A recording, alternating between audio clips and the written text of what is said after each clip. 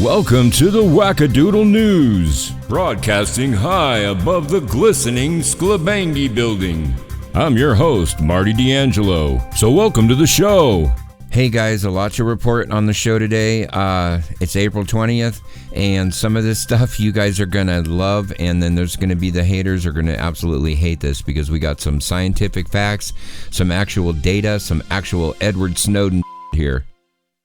Well, the California Department of State Parks web camera that's pointed at the Spillway from the visitor center in Oroville is down right now. Action News Now has received messages from community members worried about what this means, and others raising concerns about spotlights and equipment that can be seen on areas of the spillway where water appears to be seeping through. Well, according to state parks, one webcam was damaged due to recent storms, and they're still waiting on a part to repair that camera. Now, a spokesperson for the DWR explains, yes, when the lake is at 813 feet or higher, seepage is expected and normal. Those spillway gates are not watertight. The DWR has placed additional cameras, ladders, and lights for observation on the spillway because they expect that they may have to use it this season. The spillway was basically reconstructed using the same design as they had before, which we know that didn't work. We know how that all worked out. But they've introduced a new problem to this whole equation, which is when they did this, they didn't take into account certain variables that have to do with physics of how water transmits, vibration and the vibration that's actually being caused by this. Potentially, if this dam ran at its full release capacity, which would be 120 cubic feet per second, this dam would rip itself to shreds. We can see here that as the water is being released, that the sensor readings here, as you can see on the screen, show the difference in the vibration that's being caused. And what happens is these differences of vibrations, these frequencies sort of overlap and they modulate in the ground underneath. And what's going on in the ground underneath is what's really, really super important. But we took readings from their piezo transducers that are located in the spillway. All that information is all routed back to a central computer, which is networked to the DWR. The upper part of the spillway that you can see here with the cameras is fine. I seriously doubt if there's pieces of concrete missing on top. Although I will tell you that because they did use this type of concrete, this RCC, roller compacted concrete, that it's not as smooth as like glass or something that you would really want the water to flow across, but which means that there's more aggregate in it. So it's more like running water across a piece of sandpaper as opposed to a piece of glass. So that is where part of the harmonic frequencies and the vibrations come in.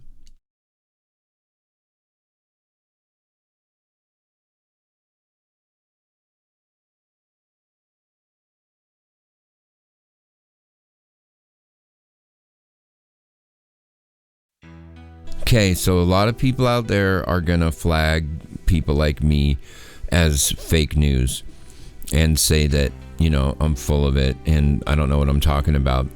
But being on the inside groove of what's going on, and I don't mean all the elbow rubbers and all the people with DWR. I'm talking about like the scientists and the IT people, we'll call them, for lack of a better term. I don't want to call them hackers because there's so much more than that, who are able to access these computers that are online, and all this information is there. Of course, you have to have access to it, and that's where the line gets drawn, but I'm not going to do that. I'm just going to report the news, and I'm going to put the data out there, and I hope nobody loses their job because obviously that's not our intent.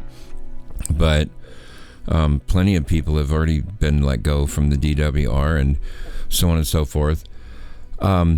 So basically, this all boils down to harmonic vibrations at the dam spillway as water's being released. The force of the water is causing these vibrations. And when I say vibrations, folks, you cannot even imagine what it's like to stand 50 feet away from, 25,000 cubic feet per second of water going by you. It's just absolutely awe-inspiring, and it just shakes the ground. But there's things that happen when the water's being released, and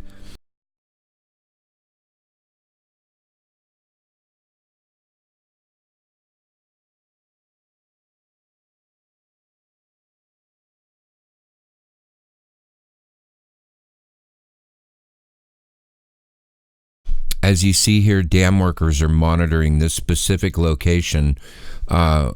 It's back to square one, where it all failed and where it all started. Let's go there first and look and see and make sure that this isn't falling apart. This is ridiculous, guys. So, there are people who are going to ask, well, where'd you get this information? And, when it comes down to it, what is more ethical, accessing information without permission in order to save people's lives, or you know what I'm saying?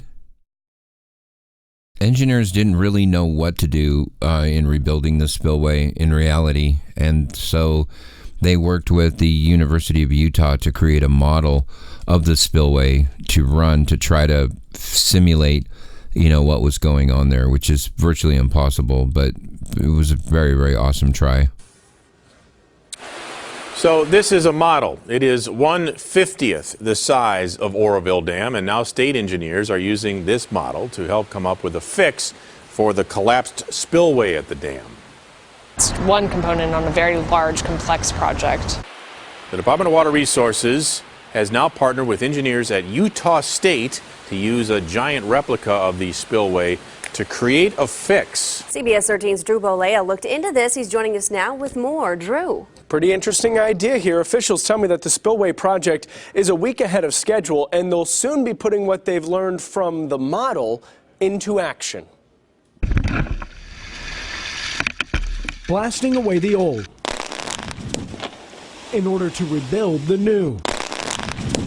Right now we are demolishing the part of the spillway that is going to be completely rebuilt this year. Crews at the Oroville Dam are removing 2/3 of the spillway concrete, roughly 2,000 feet. In the next 10 days, construction of the new spillway will begin. The goal for November 1st is to build an entirely new spillway. But before those construction plans are in place, teams of engineers have looked at many different options and designs. We're simulating approximately 750 vertical feet of elevation. Plans are tested on this scale model built by engineers at Utah State University. Well, the modeling removes some of the uncertainty, some of the unknowns. Michael Johnson is the lead engineer on the model project.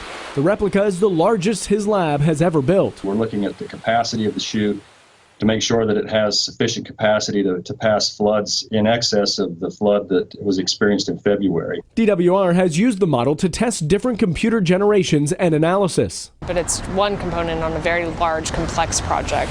A mighty model helping engineers rebuild a 3,000-foot-long spillway that's as wide as a 16-lane freeway. Well, we want to look at every option that we possibly can to make sure that we're picking the best solution.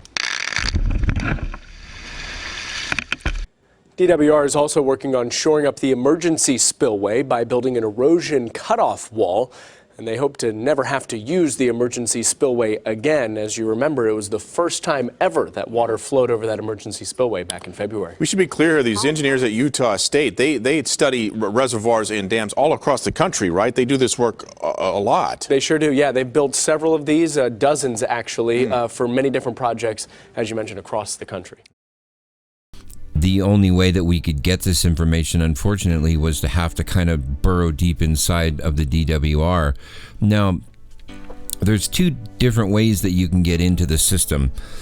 It's almost like if you wanted to get a hold of Donald Trump, okay, you could call the front desk, information line at the White House, or you could call the hotline. So basically what we did was we just accessed the hotline, and we're going to make the information available here for you right now. So do what you will with it. we just want to make the people aware of what's going on in Oroville. That's our whole plan. That's everything we want to do.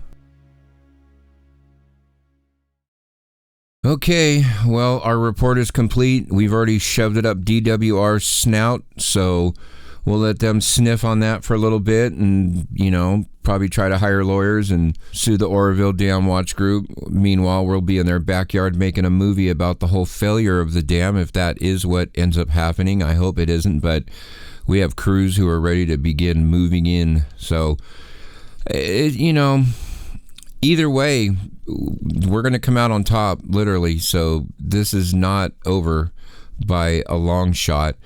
And, there are people out there who are going to definitely talk a lot of wackadoodle nonsense about me now that they don't have Scott Cahill to talk snout about. They're going to talk about me, and that's fine. I don't care. Bring it.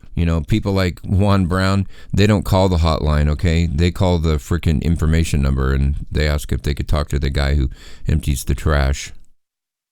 One of our producers says that he will give Juan Brown $20 if he will fly over D's nuts. I'm not sure what that means. That must be some pop culture reference or something, but yeah. Hey, you guys, be safe. We love you, and you can always count on us to give you the truth. So you guys be good, and God bless.